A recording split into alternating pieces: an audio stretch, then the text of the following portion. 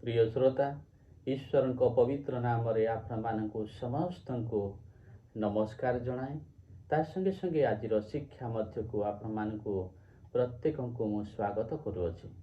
मु विश्वास करुच्ची आपण माने भलरे अछंती आ मु विश्वास करुच्ची आपण माने आम वीडियो गुड़िक मेसेज गुड़िक शुणिकी आशीर्वाद प्राप्त होती। आप मान को अनुरोध करुच्ची आम प्रार्थना करने भूलिबे नहीं, कारण सबु काम करहब किंतु प्रभु वाक्य प्रचार करने सबुठारु कष्टदायक हुए।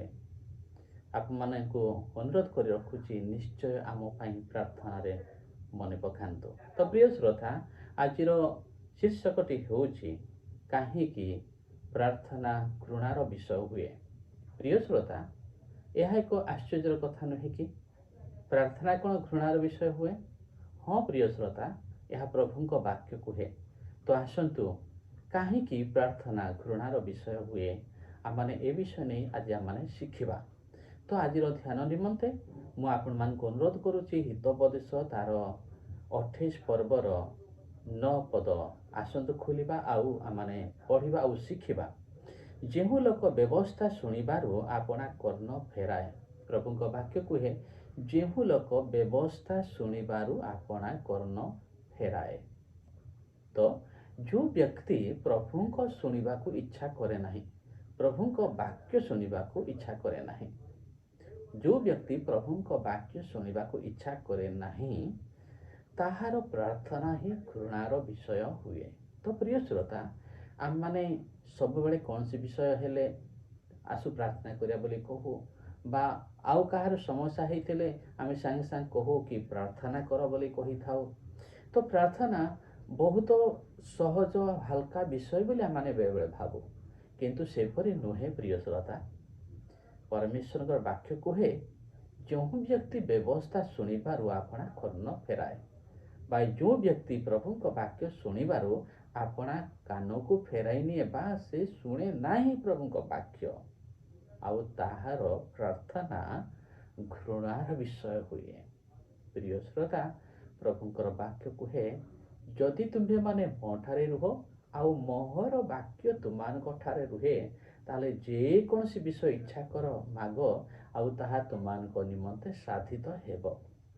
प्रिय श्रोता आमने प्रार्थना करने पूर्वर निज निज को आत्मसमीक्षा करिवार आवश्यकता रही जे आमाने प्रभु वाक्य अनुसार निजको ठीक करिछु। तो आमाने प्रभु वाक्य अनुसार आमानकर आचरण उच्चारण कार्यकलाप अनुमोदित। तो आमाने प्रभु वाक्य अनुसार जीवन अतिवाहित करुछु। तो आमाने को दैनंदिन जीवन रे आमाने प्रभु वाक्य अनुसार ही जीवन काटिबा दरकार अछि।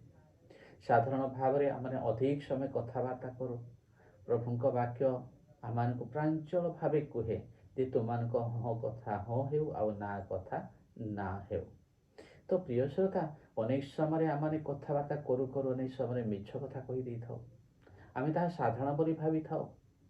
आपन जानते ईश्वर मिथ्या प्रिय मिथ्यावादी मान को भल पाती कि ईश्वर मिथ्यावादी और मिथ्या प्रिय मान को भल पाते ना।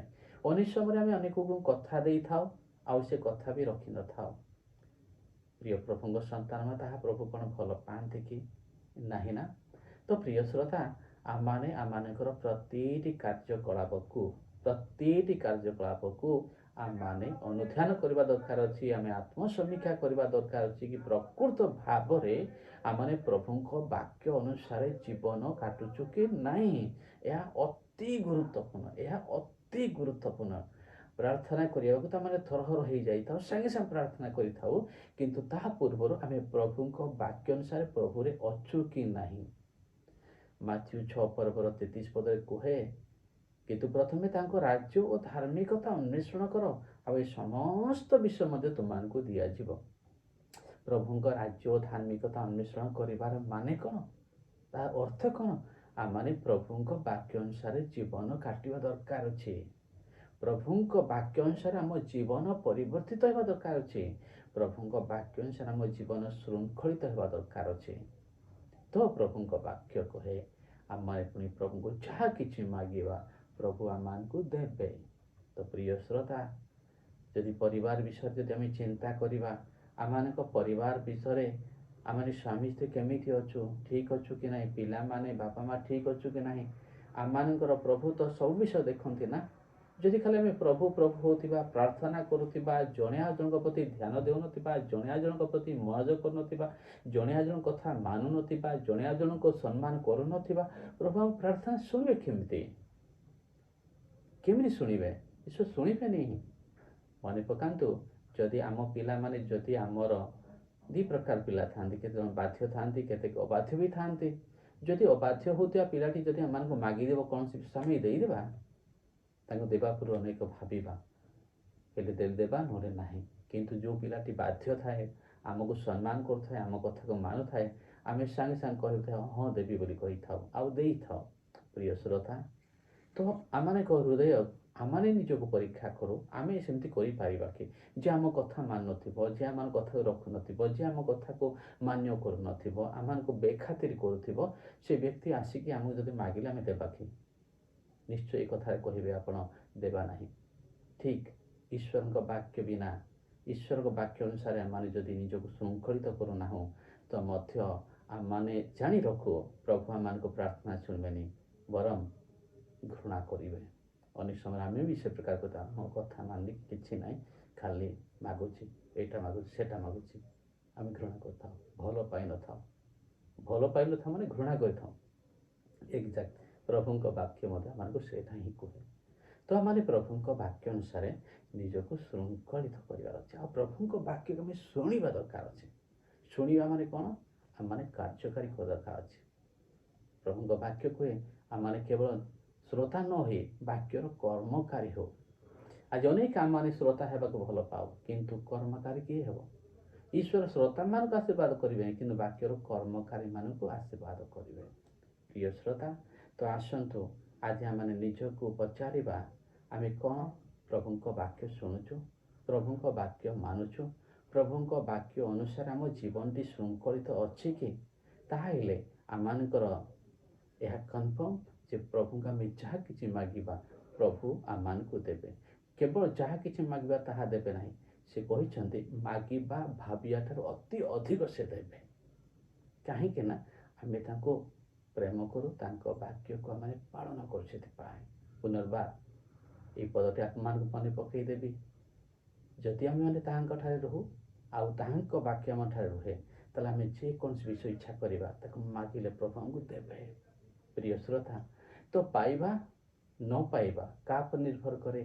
ଆମ ଉପରେ ହିଁ ନିର୍ଭର କରେ। ଯଦି ପ୍ରଭୁଙ୍କ ଠାରେ ରହିବା, ପ୍ରଭୁଙ୍କ ବାକ୍ୟ ଆମ ସହିତ ରହିବ, ତାହେଲେ ଆମେ ଯାହା ଇଚ୍ଛା କରିବା ମାଗିଲେ ପ୍ରଭୁ ଆମମାନଙ୍କୁ ଦେବେ। ତାହାର ବିପରୀତ କ'ଣ? ଯଦି ଆମେ ପ୍ରଭୁରେ ରହୁନୁ, ପ୍ରଭୁଙ୍କ ବାକ୍ୟ ଅନୁସାରେ ଜୀବନ କାଟୁନୁ, ପ୍ରଭୁଙ୍କ ବାକ୍ୟକୁ ମାନୁନୁ, ପ୍ରଭୁଙ୍କ ବାକ୍ୟକୁ ଶୁଣୁନୁ, ତାହେଲେ ଆମେ ଯାହା କିଛି ମାଗିବା ପାଇବାନି, ବରଂ ତାହା ଘୃଣାର ବିଷୟ ହେବ।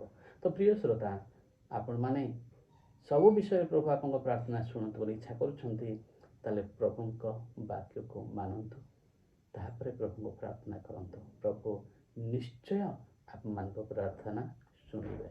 ପ୍ରଭୁ ଯୀଶୁ ଆପଣମାନଙ୍କୁ ପ୍ରତ୍ୟେକଙ୍କୁ ଏ ବାକ୍ୟ ଶ୍ରବଣରେ ଓ କାର୍ଯ୍ୟ ଅନୁସାରେ ପ୍ରଭୁ ଆପଣମାନଙ୍କୁ ପ୍ରତ୍ୟେକଙ୍କୁ ଆଶୀର୍ବାଦ କରନ୍ତୁ। ନମସ୍କାର।